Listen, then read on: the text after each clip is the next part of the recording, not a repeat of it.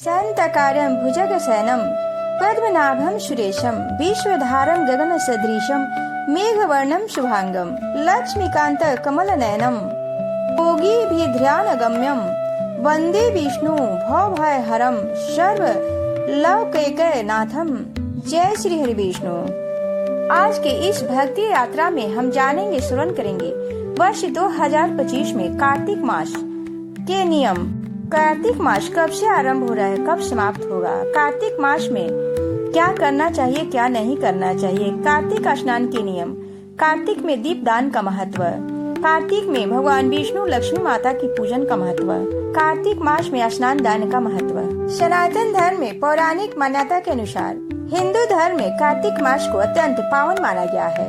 धर्म उत्सव की विशेष श्रृंखला में इसी मास से प्रारंभ होती है। शास्त्रों में ऐसा कहा गया है कि कार्तिक मास के समान कोई दूसरा मास नहीं है, सतयुग के समान कोई युग नहीं है, वेद के समान कोई शास्त्र नहीं है और गंगा जी के समान कोई तीर्थ नहीं है। स्कंद पुराण के अनुसार यह मास लक्ष्मी प्रदाता, समृद्धिदायक एवं आरोग्य प्रदायक माना गया है। कार्तिक मास भगवान विष्णु व माता लक्ष्मी को समर्पित है। वर्ष के 12 मास में कार्तिक मास को ही धर्म, अर्थ, काम और मोक्ष को देने वाला माना गया है। इस बार कार्तिक मास 8 अक्टूबर बुधवार से प्रारंभ होकर 5 नवंबर बुधवार तक रहेगा। सनातन परंपरा में कार्तिक मास को सबसे पवित्र महीनों में गिना गया है। पंचांग के अनुसार कार्तिक मास का 8वां महीना होता है। यह अत्यंत पवित्र माना गया है। इस मास में भगवान विष्णु योग निद्रा से जागते हैं। धार्मिक मान्यता है कि इस महीने में श्रद्धा और नियम से पूजा पाठ करने वाले भक्तों पर भगवान विष्णु, श्री कृष्ण और माता लक्ष्मी की विशेष कृपा बरसती है। इसके साथ ही इस पवित्र महीने में भजन कीर्तन, स्नान दान, दीप दान और तुलसी पूजा का विशेष महत्व बताया गया है। धार्मिक मान्यता है कि इस दौरान स्नान दान, दीप दान और तुलसी पूजन करने से भक्त को, व्यक्ति को अक्षय पुण्य की प्राप्ति होती है और सभी पापों का नाश होता है। साथ ही जीवन में सुख, समृद्धि और शांति बनी रहती है। अगर यह वीडियो अच्छी लगे तो चैनल को सब्सक्राइब और वीडियो को लाइक, शेयर अवश्य करें। साथ ही श्री हरि के नाम का एक कमेंट अवश्य करें। पंचांग के अनुसार इस साल कार्तिक मास 8 अक्टूबर 2025 से शुरू होकर 5 नवंबर 2025 तक रहेगा। इस पूरे महीने में भगवान श्री विष्णु और श्री कृष्ण की पूजा का विशेष महत्व बताया गया है। हिंदू धर्म में कार्तिक मास को सबसे पुण्यकारी महीना माना गया है। मान्यता है कि इस महीने में सूर्योदय से पहले उठकर स्नान करना अत्यंत शुभ माना गया है। ऐसा कहा जाता है कि ऐसा करने से भक्त को अक्षय पुण्य की प्राप्ति होती है और सभी पापों का नाश होता है। वहीं इस महीने में भजन कीर्तन, दीपदान और तुलसी पूजा का विशेष महत्व बताया गया है। धार्मिक मान्यता है कि इस पावन महीने में भगवान विष्णु जल में निवास करते हैं, इसलिए गंगा, यमुना या किसी भी पवित्र नदी में स्नान करना विशेष पुण्य मिलता है। कार्तिक मास को दीपदान का महीना भी कहा जाता है। इस दौरान रोज सुबह और शाम तुलसी के पौधे तथा मंदिर में शुद्ध घी का दीपक जलाना बेहद शुभ माना गया है। तुलसी जी की पूजा करने और उनकी परिक्रमा करने से परिवार में सुख, समृद्धि और शांति आती है।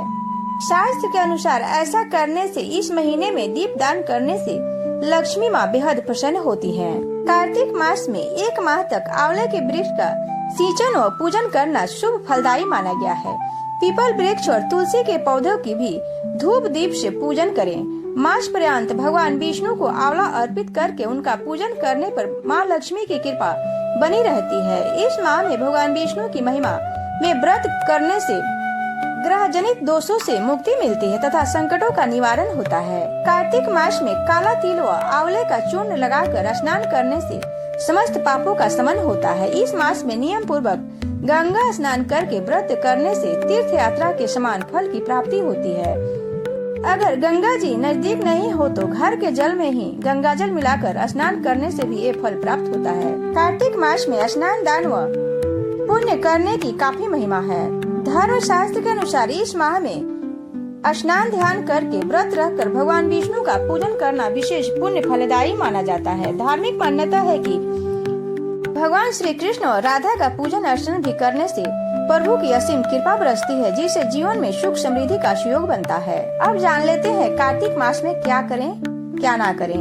कार्तिक मास में ब्रह्मचर्य का पालन करें, भूमि पर शयन करें, ब्रह्म मुहूर्त में सूर्योदय से पूर्व उठकर गंगा में कमर तक जल में खड़े होकर पूर्ण स्नान करके भगवान विष्णु और लक्ष्मी की पूजन और कार्तिक स्नान का व्रत का संकल्प लेना चाहिए। मास पर्यंत लक्ष्मी जी की रात्रि में पूजा एवं जप करें। माँ लक्ष्मी के मंत्र का जाप एवं स्तोत्र का पाठ करें। कार्तिक मास में व्रत करता हुआ साधक को सात्विक भोजन ग्रहण करना चाहिए। अपने परिवार के अतिरिक्त अन्यत्र किसी दूसरे का कुछ भी अन्न ग्रहण नहीं करना चाहिए। इस महीने में व्रतधारी को चना, मटर, उड़द, मूंग, मसूर, राई, लौकी, गाजर, बैगन, वासी अन्न ग्रहण नहीं करना चाहिए।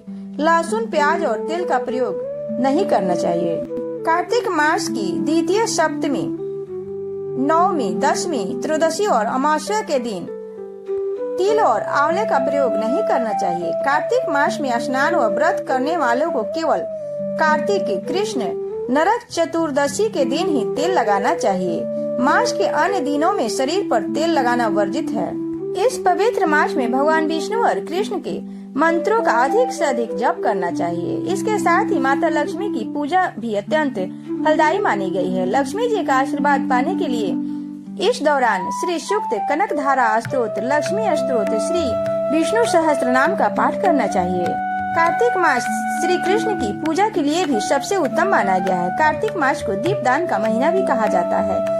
इस दौरान नियमित रूप से तुलसी जी के पौधे तथा मंदिर में शुद्ध घी का दीपक जलाना चाहिए। धार्मिक मान्यता है कि इस महीने में गंगा, यमुना या किसी भी पवित्र नदी में स्नान करने से विशेष पुण्य मिलता है। कार्तिक मास में वाद विवाद से हमें बचना चाहिए। इसके साथ ही मन को संयम रखें और किसी की निंदा हमें नहीं करनी चाहिए। अब जान लेते हैं कार्तिक मास के व्रत त्योहार।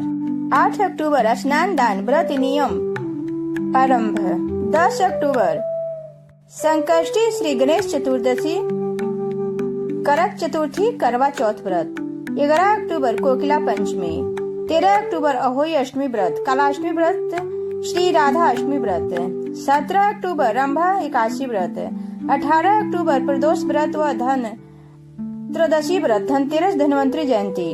19 अक्टूबर मास शिवरात्रि व्रत। 20 अक्टूबर रूप नरक चतुर्दशी। 21 अक्टूबर दीपावली हनुमान जयंती। 22 अक्टूबर गोवर्धन पूजा अन्नकूट।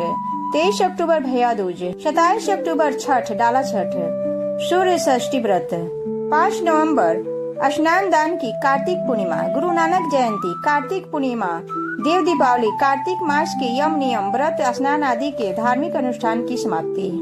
कार्तिक मास में दामोदर अष्टकम का पाठ करना बहुत जरूरी होता है। दामोदर अष्टकम को कार्तिक मास में सुनने से पिछले कई जन्मों के पापों का नाश होता है। इसके अलावा कार्तिक मास में भागवत गीता का पाठ भी करना चाहिए।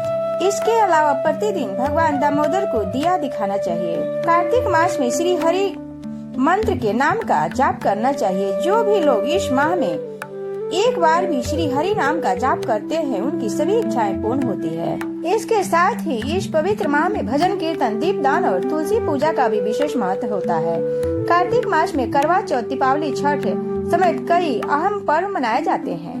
विष्णु पुराण के अनुसार कार्तिक मास में किए गए कार्यों का फल 100 गुना बढ़ जाता है। यह मास तमोगुण को सात्विक गुण में बदलने का अवसर देता है। वहीं इस महीने में वर्जित कार्यों का पालन न करने से व्रत और पूजा का फल नष्ट हो सकता है। ये नियम मन, वचन और कर्म की शुद्धता को बढ़ाते हैं, जिससे आध्यात्मिक उन्नति होती है। कार्तिक मास को मासों का राजा कहा जाता है।